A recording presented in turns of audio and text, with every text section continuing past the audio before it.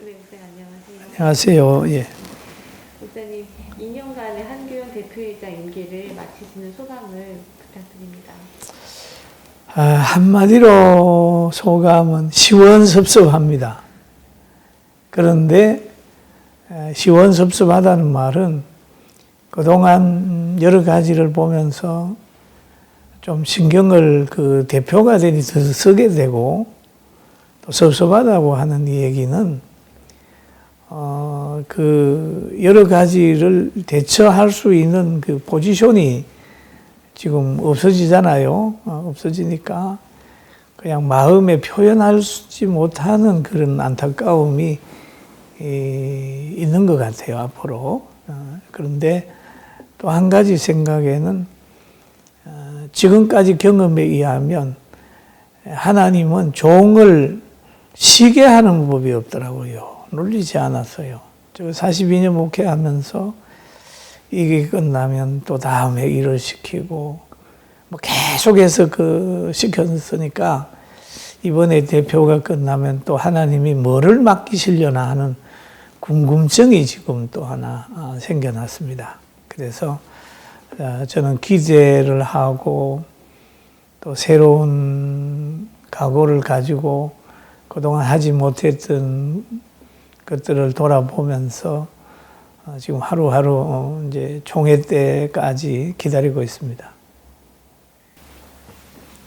2년간의 재임 기간 동안 목사님 생각하시는 성과와 그리고 아쉬운 점이 있으시다면? 예, 뭐 참 2년, 다른 분은 1년 하는데 저는 2년 했죠.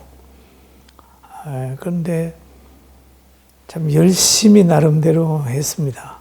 했는데 뭐 큰 열매는 없지만은 또 한 가지 보람이라고 하면 제가 늘 생각했던 대로 리더자는 그릇이라고 생각을 하고 모든 사람의 생각을 담아서 더불어 가려고 했던 그 생각이 괜찮았다라고 하는 생각을 했어요. 왜? 지금 한교연 분위기가 좋거든요. 그리고 또 우리 한교연의 함으로 저는 많은 것을 얻었고 많은 걸 보았습니다.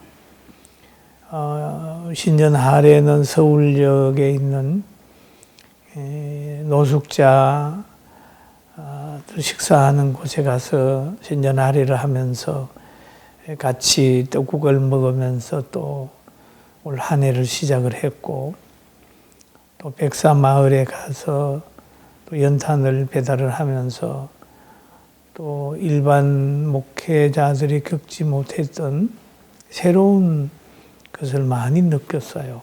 또 종로를 알고 또 정부 정책도 다른 사람보다 좀 많이 깨닫는 여러 가지 것이 있고 또 많은 동역자들을 얻고 많은 좋은 분들 많이 만났어요.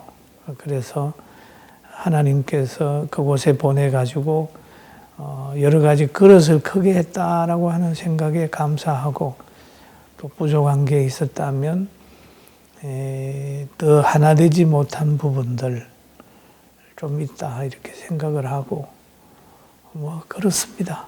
예.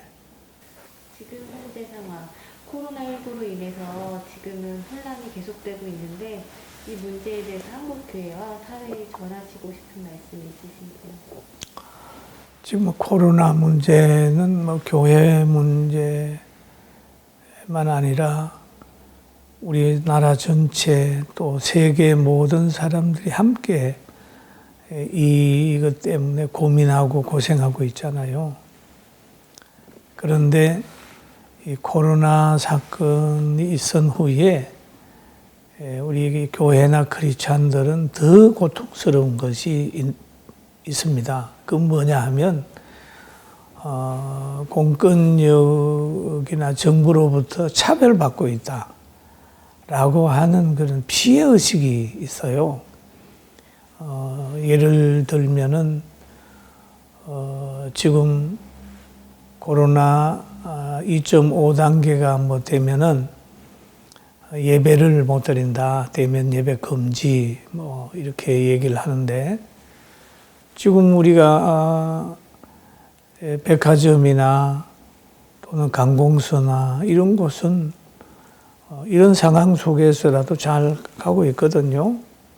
그런데 주일날 한번 모여서 예배 드리는 그거를 금하고 있다 라고 할 때는 꼭 이렇게 해야 되느냐. 이건 종교단체에 대한, 특별히 교회에 대한 하나의 박해가 아닌가, 이런 생각을 하니까 더 괴롭죠. 왜 세금 내고 한 국민으로서 기본적인 자유를 누리는데 종교 탄압을 받아야 되느냐라고 하는 아픔 때문에 코로나 문제는 우리에게는 이중고입니다. 하나는 뭐 상업하는 분들이나 또 학원하는 분들이나 이런 분들의 고생도 되지만, 교회에 와서 예배 못 드리게 하는 데 대한 그런 것 때문에 이중고, 삼중고를 지금 기독교인들이 당하고 있다, 이렇게 보고, 또 하나는 이제 우리 교회의 지도자들에 대한 그런 그 서운함이 있어요, 교인들이. 또 교회도 마찬가지죠. 우리 교계를 보호하라고 이제 총회장 시켜놓고 또 뭐 대표회장까지 되는데, 그분들이 진정 교회를 위하지 않고 있다는 거죠. 여러분, 아이들이 어디 가서 매 맞고 왔는데 때린 아이 보고 미안하다고 그러면 안 되잖아요. 에? 내 아이가 피해가 받았다면 위로하고, 오히려 때린 아이에 대한 나무램이 있어야 되는데, 오히려 박해하는 사람들을 향하여 죄송합니다, 그리고 교회의 피해에 대해서는 전혀 안 돌아보는 지도자들에 대한 분노가 교계에 상당히 많이 있어요. 그건 서운함이죠. 그 자녀들이 어머니에 대해서 그 서운함이 있는 같이 그렇게 되는 거거든. 그래서, 그리고 또 한 가지는 교회의 어떤 한국교회를 보호해야 되는 위치에 있는 사람들이 늘 밖에서 교회를 보면서 자꾸 이 얘기를 합니다. 교회가 잘못했다, 뭐 교회가 인재가 없다, 뭐 했다, 뭐 이런 식으로 이 얘기를 해버리니까 교회는 지금 더 많이 힘들어하고 있다, 이렇게 봅니다. 그리고 또 한 가지는 우리가 대표로 세운 이들이 너무 정치권에 굴종하고 있다. 굴종하고 있다.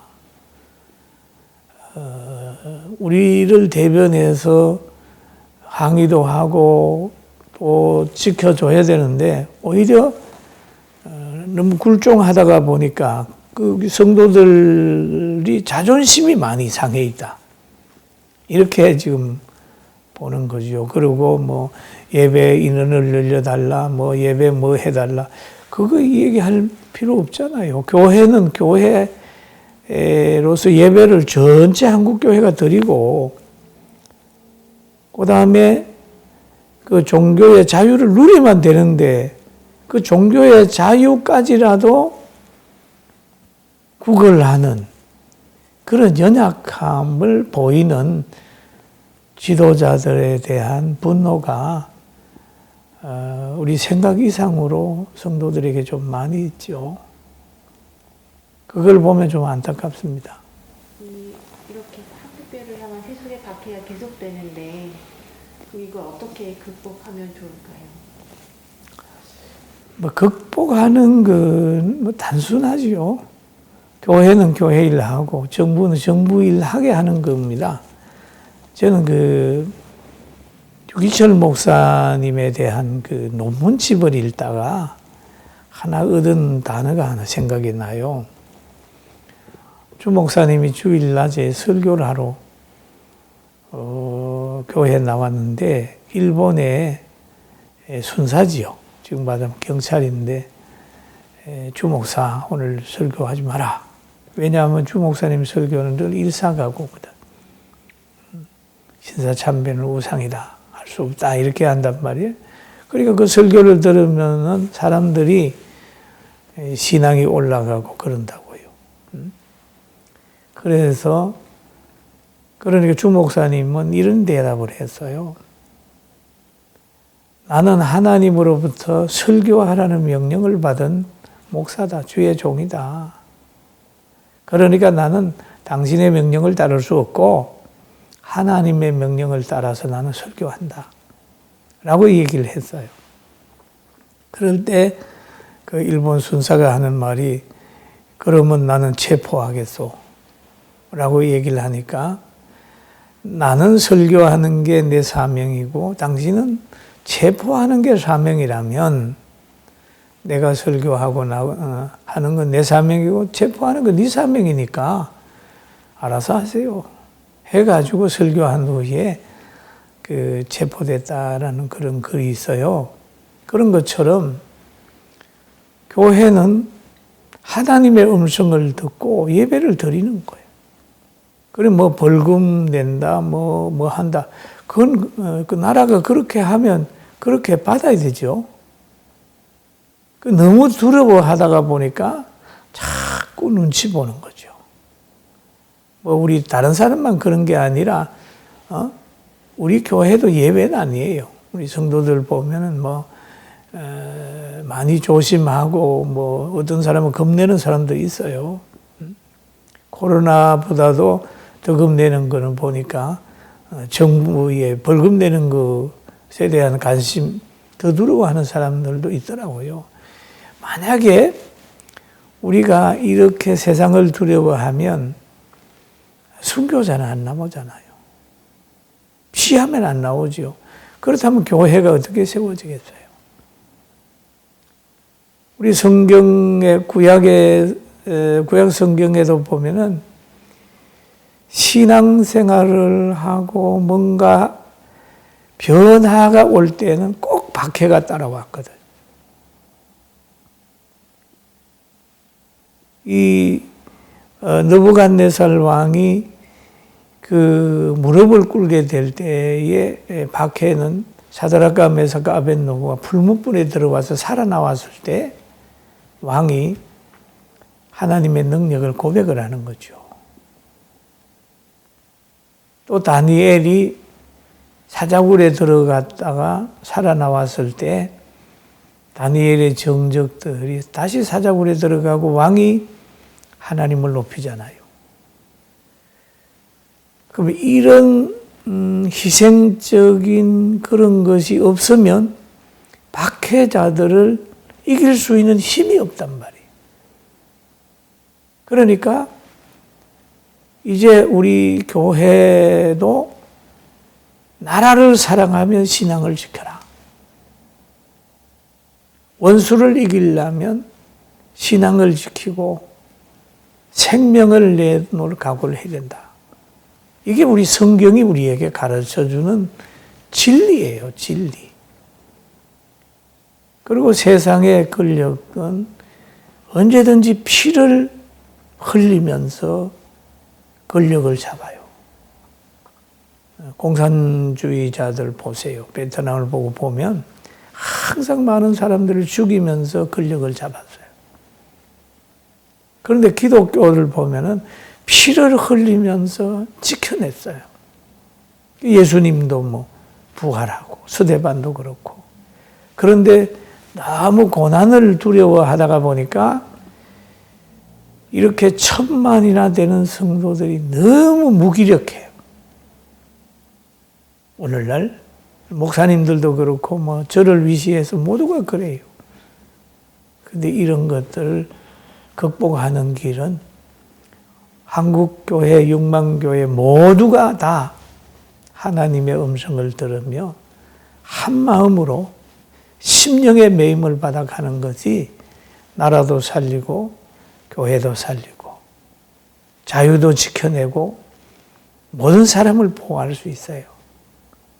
저는 그렇게 믿고 있습니다. 말씀해 주신 게 나라 사랑의 마음이었는데 목사님 그러면 나라 사랑은 어떻게 하면 될까요?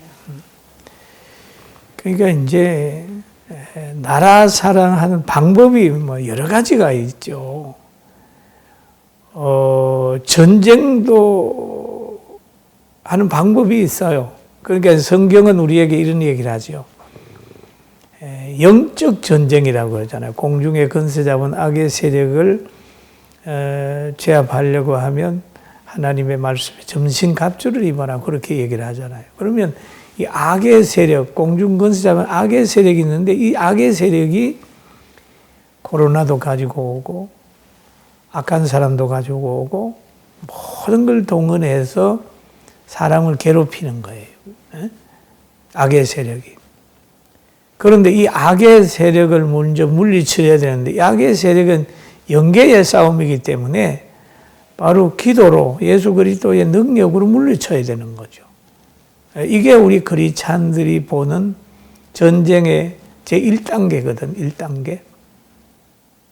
그래서 이스라엘 백성이 전쟁을 할 때도 보면 아말렉과 전쟁을 할 때 모세는 지팡이 들고 산으로 기도하러 올라가단 말이에요.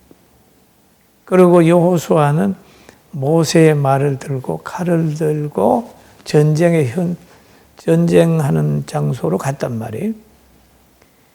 그런데 그 성경을 읽어보면 모세의 손이 올라가면 여호수아가 이겼고 모세의 손이 내려오면 아말렉이 이겼더라. 그렇게 나오는 거예요. 그러면 우리 기독교인들은 이런 걸 알기 때문에 우리 이런 상황 속에서 제일 먼저 해야 되는 것이 기도 운동이다. 회개 운동이다. 라고 생각을 하잖아요. 그래서 우리가 이제 한교연이 제일 먼저 한 것이 기도 운동. 오살리 기도원 또 여러 기도원에서 기도 운동 하자고 해서 기도 운동이 시작이 되고 그 다음에 본질 회복 운동을 하게 되고 지금도 하고 있고 또 부흥강사단이 조직이 돼가지고 한국교회 영적 성장을 위해서 계획하고 하는 것들이 우리 한교연이 그래서 제가 지금까지 해왔던 일 중에 하나입니다.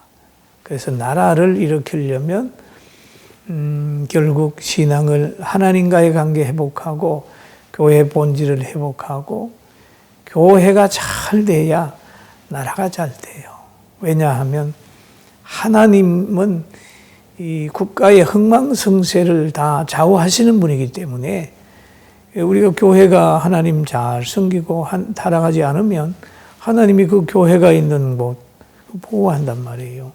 우린 그렇게 알고 있기 때문에 우리 한국 교회는 다른 사람 불신자들하고 애국하는 방법의 차이 때문에 때로는 갈등도 있을 수 있을 것 같아요. 그러면 목사님 나라 사랑 기도 운동이 이제 맞춰질 때는 그냥 어떤 미래를 기대하시는지? 어떻게 나라 사랑 기도 운동의 결과는? 지금 결과는 지금 당장 보이는 건 없지만은 첫째로 지금 우리 한교연이 좀 안정이 돼가고 그 다음에 이런 어려움 속에서도 우리가 지금 이런 영상도 찍으면서 그러잖아요. 비대면 예배만 고집하지 말고 예배를 드려라. 근데 예배는요, 비대면으로는 설교는 들을 수 있어요. 메시지는 집에서도 듣고 다 들어요. 필요해요. 메시지 듣는 거. 그러나 예배를 드리는 것은 조금 힘들잖아요. 그죠? 왜냐하면 예배는 모여서 교제하고 성경하고 배우고 설교 듣고 또 연보도 하고 또 모여서 성찬도 하고 이런 것이 있어야 되잖아요. 그런데 집에서 설교만 듣는 거 가지고는 그 온전한 예배라고 볼 수는 없잖아요. 그러니까 이것이 계속돼 버리면 나중에 예배에 대한 것도 흐려져 버리고 그 다음에 이 광경을 지켜보는 아이들이 앞으로 교회를 안 가지요. 교회를 안 가게 된다. 그러게 되면 자연적 교회가 약해진다고. 그럼 교회만 약해진다고 하는 거는 교회만 손해냐? 아니잖아요. 그러면 뭐가 되겠어요? 문화가 불신 문화가 오게 되고 공산주의 문화가 들어오게 되고 물질이 지배하는 나라가 되어버린다고요. 그러면 짐승처럼 살 수밖에 없죠. 물질이 지배하면. 그러니까 교회가 있으니까 하나님의 말씀으로 이제 그 생명은 천하보다 귀하다라고 하는 가치관이 생겨나잖아요. 그러니까 교회가 없으면 이거 완전히 잘못돼 버리는 거예요. 그래서 자유가 발전한 나라는 꼭 교회로 통해서 자유가 생겨나잖아요. 미국이 자유를 지키는 것도 교회가 청교도들이 시작을 했기 때문에 가능하잖아요. 오늘 우리나라가 이렇게 잘 살게 되는 것도 그 건국 이념이 바로 기독교 이념이거든. 그러니까 지금 잘 살고 있는 거죠. 그래서 애국은 신앙생활 잘하는 거의 애국이다. 이렇게 봅니다. 한기총 통합에 대해 질문 드리겠습니다. 2년간 많은 노력을 하셨는데 통합을 아직 이루지 못한 것에 대해서는 어떻게 생각하시는지? 이건 이제 여러 번 제가 얘기를 하는데 한교연과 한기총은 이제 통합을 해야 되죠. 통합하는데 한교연과 한기총이 통합이 되면은 여기는 보수 교단이 결집을 해야 됩니다. 과거로 돌아가야 돼요. 과거에 보면 한기총하고 NCC가 서로 이렇게 견제하면서 잘 돼 갔거든요. 갔는데 갑자기 좀 우리가 10년 전에 한교연이 태어나게 되고 또 한 2년 전에 이제 한교총이 태어나면서부터 이게 한국교회가 혼합주의가 되어버리는 거예요. 제일 어려울 때 지금 와 있었거든요. 그 지금 한기총은 균형을 지금 잘 못하고 있죠. 우리 한교연 역시도 그렇게 많은 인원이 아니기 때문에 교계에 큰 영향을 주지 못한다. 이렇게 평가를 받고 있죠. 그래, 한교총을 보면은 색깔이가 없어요. 색깔이가. 왜냐하면, 보세요. WCC, NCC, 그리고 그걸 용납하지 않는다고 하는 사람들 전체 혼합이 돼가지고 거기에서 그 진리의 그 통일성을 못 찾는 거예요. 그거 가지고 아예 침묵 기간으로 모아져 가지고 그게 교계를 대표한다 그러면 그건 혼합주의가 돼 버리는 거죠. 그래서 한기총 한교연은 빨리 하나 되고 여기에 이제 합동이나 또 고신 합신 백석 이렇게 해가지고 보수가 이렇게 딱 뭉쳐지고 그 다음에는 NCC 중심으로 해가지고 또 하나 이렇게 해서 이렇게 서로 간에 이제 견제하면서 하나님이 보면은 야곱과 에서를 가지고 이렇게 쭉 이어왔던 것처럼 우리나라도 그런 선을 유지하면서 건강하게 가야 되고 또 정부 관계나 대사회적인 문제가 있을 때는 그 두 기관이 같이 마음을 같이 해가지고 동성애는 안 된다. 그 다음에 또 포괄적 차별금지법 이거 안 된다. 그리고 이렇게 혼자 독재하려고 하는 법을 만드는 거 그거 안 된다. 반대로 우리는 사랑하자. 그리고 잘못하다가 보면은 이 공산주의의 특징은 나라는 부자예요. 국민은 가난해요. 국가가 다 경영을 하는 거예요. 자유시장 경제 이걸 허락하지 않아요. 다 국가가 가지고 그냥 이렇게 배급을 주면서 국민을 통치하는 거죠. 동물을 만드는 거죠. 이런 것들은 아니다. 라고 할 때는 마음을 같이 해석하는 것이 정상이다. 그렇게 지금 생각하고 있습니다. 지금 예장 합동이 연합기관 통합 추진을 선포했는데요. 네. 이것에 이제 연관해서 어떤 견해를 갖고 계십니까? 뭐 지금 분위기는 그러죠. 하도 통합 그 얘기를 해요. 한국교회 나누어져서 뭐 망했다. 뭐 이렇게 보는 사람도 있는데 그거를 저는 나누어져서 망했다라고 하는 것에 100% 동의는 안 해요. 왜 그러냐 하면 한국교회가 오늘 이렇게 되는 것은 명예와 금금, 돈이 막 이렇게 하다가 보니 그렇지 나누어지는 것들은 그 장로교회가 나누어짐으로 70%가 됐거든. 그게 이제 네비우스의 선교 전략인데 그것을 보면서 그 선교 전략을 모르는 사람들은 장로교회를 그렇게 욕을 해요. 뭐 총회장이 몇 명이고 교단이 몇 개고 막 욕을 하는데 그러므로 해가지고 지금 한국교회 70% 가까이 만들어졌단 말이에요. 그럼 안 나누어진 교계는 그럼 어떤 모습이냐 한번 보자고요.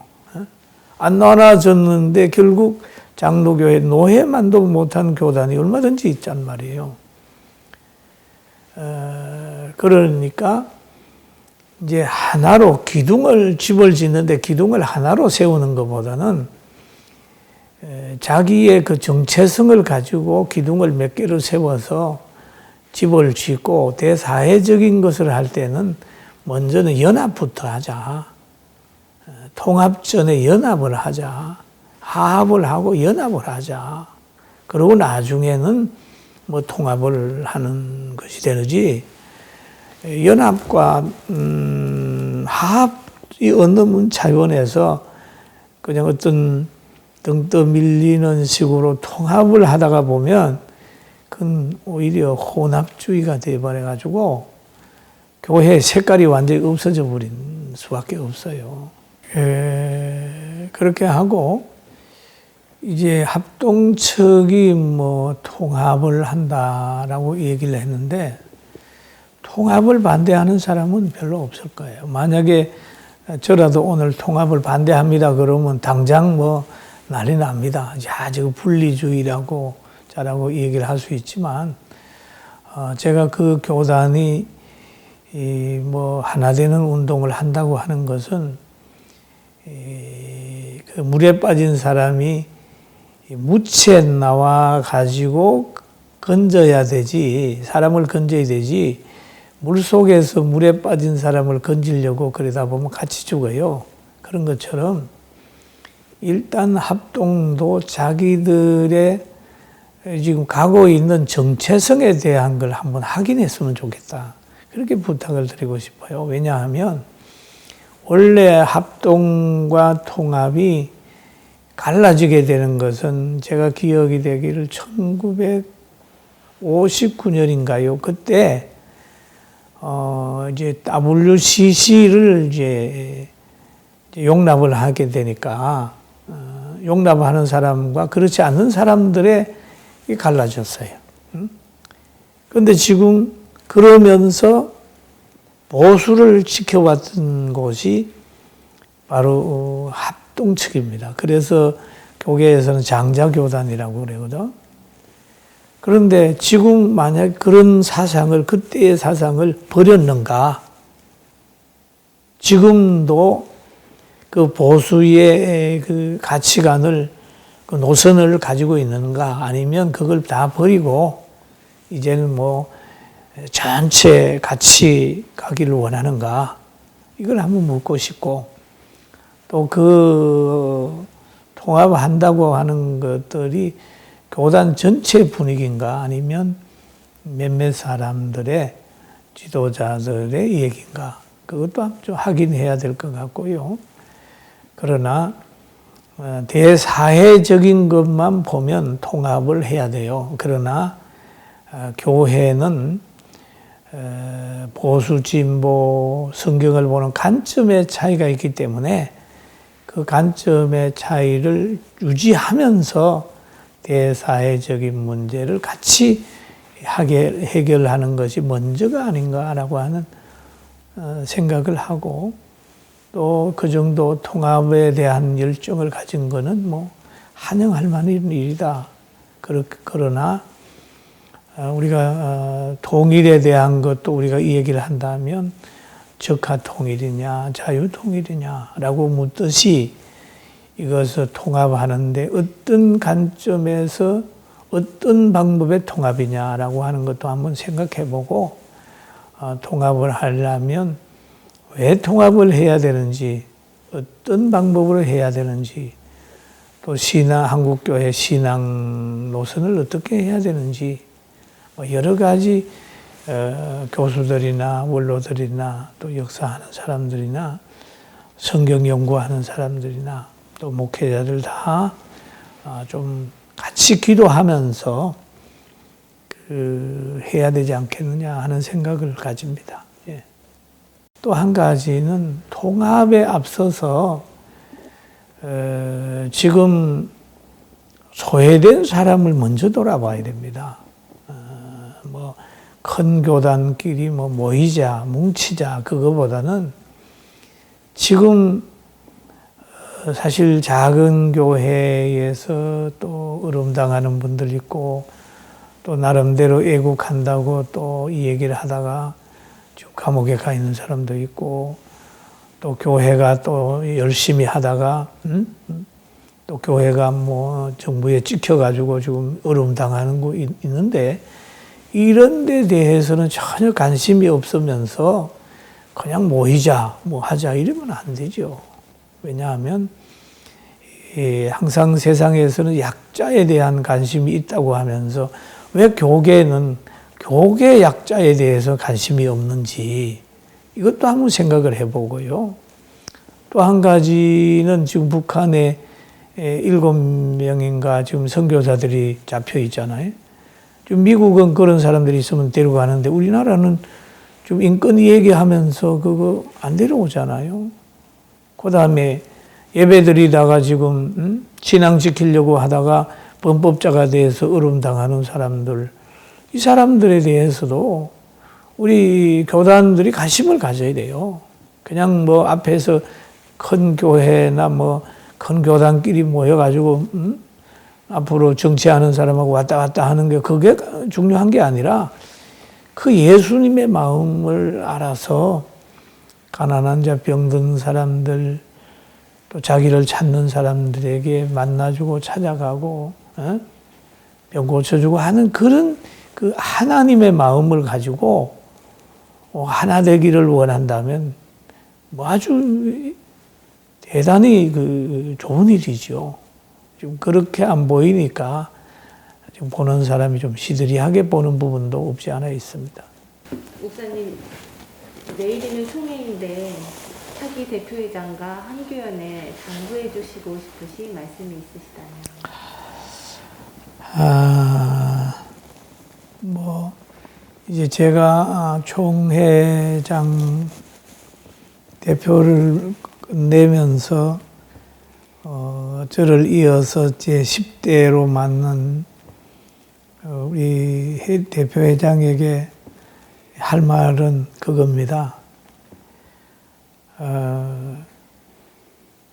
작지만 좌절하지 말고 하나님을 바라보라 라는 말을 하고 싶고요. 또 한 가지는 그 자존감을 좀 가져라. 자존감. 지금 뭐 우리 대표회장뿐만 아니라 한기총이나 한교총회도 마찬가지입니다만은 대표회장이라고 하면 한국교회의 6만 교회의 지도자 1000만의 대표자거든. 그러면 이 내가 머리 숙이면 1000만이 숙인다는 걸 생각을 해라. 이 자존감이 있어야 되죠. 그럼 자기는 혼자가 아니야. 지도자는 내가 늘 생각을 합니다. 지도자는 자기를 보는 게 아니에요. 자기를 세운 사람을 먼저 생각해야 돼. 대통령이 되면 그럽니다. 자기가 아니고 나라 전체의 대표자거든. 그분 한 분만 있으면 그 나라를 대표하는 거거든. 그러므로 그 모든 사람을 보듬어야 되는 거예요. 여기에 한국교회 대표가 되면은 여기에는 보수도 진보도 뭐도 없어요. 전체 대표자인 걸 알고 어디에 가서도 그 정도 무게만큼의 자기 위치를 지켜줘야 돼요. 그래서 정부에 가서도 누굴 만나도 굴종하지 말고 자기가 할 말은 또 교계가 할 말은 해야 되거든. 자기에게 불이익이 와도 교회가 해야 될 말을 해야 되는 거죠. 그게 대표자예요. 자기의 수준만큼 생각하면 안 된단 말이에요. 그래서 자존감을 가져라. 이해에서 우리 성도들 그리고 우리 대한민국의 많은 성도들이 보고 있다. 그리고 절대 어떤 세속 권력에 굴종하지 말고 하나님 바라보고 더불어 가는 훈련을 해라. 그리고 계보 만들지 마라. 내 계보가 있으면 상대 계보가 있다. 우리는 하나님 편에 서면 우리가 다 우리 편이 되지만 언제든지 정치하는 사람들은 자기 계보를 만들어서 몇 명이 딱 해가지고 오히려 대표회장 사무실이나 얻은 거를 갖다가 그 안에 사랑방처럼 만들어서 마음 맞는 사람끼리 소곤소곤하고 있는 이것은 망할 징조다. 그러니까 계보 만들지 말고 큰 마음을 가지고 한국교회를 품어라 라고 하는 그 말을 하고 싶습니다. 그리고 목사님, 이제 임기를 마치신 뒤에는 더 큰 사명이 있으실 텐데 어떤 계획이 있으실까요? 예, 임기를 지금 마치는데 이게 마치면 또 시작인 것 같아요. 뭐냐면 초등학교 만나면 중학교 있고 중학교 졸업이면 고등학교 있고 또 고등학교 끝나면 대학교 있잖아요. 시작이다. 그렇게 봐요. 뭘 하나님이 하게 할 건가. 이제 뭐 어제까지 다 과거잖아요. 지난 과거는 뒤로 하고 앞으로 하나님이 나에게 뭘 맡길 건가라고 하는 기대와 설레임을 가지고 있습니다. 그렇잖아요. 뱃속에서의 마지막이 세상의 시작이잖아요. 아이들이 울면서 나오잖아요. 그리고 우리가 세상에서의 마지막이 바로 천국의 시작이잖아요. 저는 지금 시작하는 그런 마음을 가지고 있습니다. 그러면 먼저는 교회에 그동안 한 2년간 못 돌아본 거 있으면 뭔가 하고 지금 제가 하나하나 메모하고 또 소외된 성도들이 없는가 하는 걸 한번 돌아보고 있습니다. 그리고 또 한 가지는 그 한국 교회가 지금 교회 속에서 좀 소외 계층이 어딘가 또 세속적 권력과 타협함으로 인하여서 또 복음대로 진리대로 살려고 하는 사람들이 노회나 총회에서 좀 어려움을 당하는 부분들이 좀 있어요. 그분들을 어떻게 도울 건가? 또 좀 믿음 생활을 하려고 또 애국하는 사람들, 미국 믿음 생활을 하면서 애국하는 사람들 참 여러 명이 있는데 그들을 어떻게 그 불씨를 살려낼 건가? 또 하나님이 바알에게 무릎 꿇지 않는 7천 명을 살리신 같이 우리나라에도 그런 분들이 있을 텐데 그분들과 어떻게 함께 할 건가 하는 것을 생각을 하고 있습니다. 그래서 내가 볼 때도 나의 기간도 많이 남지는 않았기 때문에 남은 날 동안은 하나님이 맡긴 일을 좀 새롭게 해야 되겠다.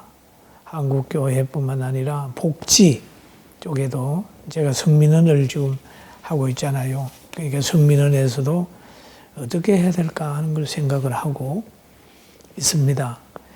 그리고 절대 조금 전에 제가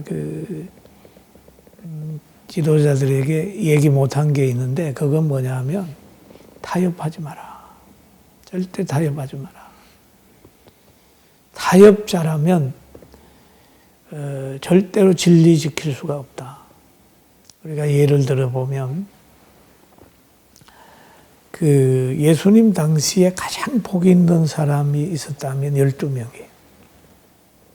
예수님의 12 제자.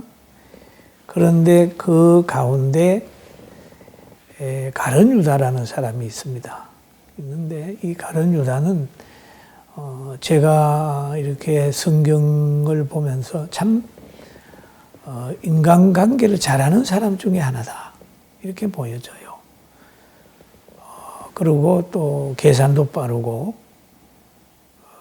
그런 것 같아요. 그런데 이가 예수님을 따라다니면서 늘 자기 중심으로 생각했고 경제 우선으로 생각했고 또 예수님의 가치를 몰랐어요. 그런 것처럼 우리가 신앙생활을 하고 목회를 하면서도 그 진리에 대한 확신이 없고 또 하나님의 성령에 대해서 감동을 받지 않고 회개의 경험이 없는 사람들, 체험이 없는 사람들이 이제 배워가지고 목회자가 되고 이런 사람들이 있어요. 이런 사람들의 특징은 뭐냐 하면 늘 돈에 자꾸 좌우된단 말이에요. 가룟 유다가 그렇거든요. 그러면서 타협을 잘해요. 기도하에 가는 것보다는 제사장 만나고 또 제사장들이 그 가지고 있는 힘, 군병들을 데리고 와서 또 제사장들하고 계약한 대로 은 30냥에 예수님 팔아버린 거예요. 그러니까 그 자리에서 베드로도 분노하고 사도 요한도 슬퍼했지만 결국 가룟 유다의 역할로 인해서 예수님이 십자가에 달리는 거죠. 하나님의 뜻이겠지만 달린단 말이에요. 그런 것처럼 우리가 지도자들이 타협자라고 정부하고 얘기를 하고 세속 권리하고 얘기하다가 보면 결국 성직을 팔고 교회를 무너뜨리는 운동에 협력하게 돼 있단 말이에요. 그래서 절대 그 지도자가 되면 타협하고 이런 거 전혀 하지 말고 교회는 교회 역할로 가게 하고 자기 자신은 국민의 한 사람으로 세금도 잘 내고 또 투표도 잘하고 법도 잘 지키고 국민의 한 사람으로 충성하지 교계의 단체를 이끌고 가서 세속의 영향력을 단체에게 세속의 영향력을 행사하지 말고 그 세속의 권력을 교회나 조직에 끌어들이는데 가룟 유다의 역할을 하지 마라. 그렇게 부탁하고 싶고요. 또 우리 한국교회 성도들은 지금 고도의 분별력을 가지고 참 로마에서 카타콤에 들어가서 신앙생활을 했던 그때의 사람들의 열정으로 신앙생활 잘하고 우리는 물러설 데가 없잖아요. 그러니까 이 나라 잘 지키고 또 바른 판단하는 지혜가 우리 모든 동역자들과 한국교회와 또 정치하는 모든 분들도 우리는 사랑의 대상이고 저분들도 다 우리의 같이 대한민국 코를 타고 가기 때문에 배를 타고 가기 때문에 누구도 사랑의 대상이에요. 북한에 있는 사람도 우리는 기독교인들은 성교의 대상으로 보지 미움의 대상으로 봐서는 안 된다. 그렇게 하고 한국교회 하나 되기를 소원하면서 먼저는 화합하자, 연합하자. 그리고 무르익을 때에 통합도 시도를 하고 또 이번 부활절에 뭐 한다고 그러잖아요. 그거는 연합하면 돼요. 같이 예배드리고 같은 소리 내고 성명을 냈을 때도 다 모여서 같이 우리 이런 뜻입니다 내면 한국교회에는 희망이 있고 대한민국 하나님께서 6.25 때도 붙들어 주셨고 지금까지 붙들어 주신 같이 하나님이 분명히 붙들어 주실 줄로 믿고 희망을 가지고 이제 한국교회 대표를 그만두고 새로운 일을 시작을 하고 또 이게 대담을 했습니다. 여러분 참 두서없는 말 장시간 동안 들어줘서 대단히 감사하고 행복하십시오. 이번 성탄에 다시 한번 하나님께 영광 돌리고 온 가족 행복하기를 주님의 이름으로 축원합니다. 할렐루야. 사랑합니다.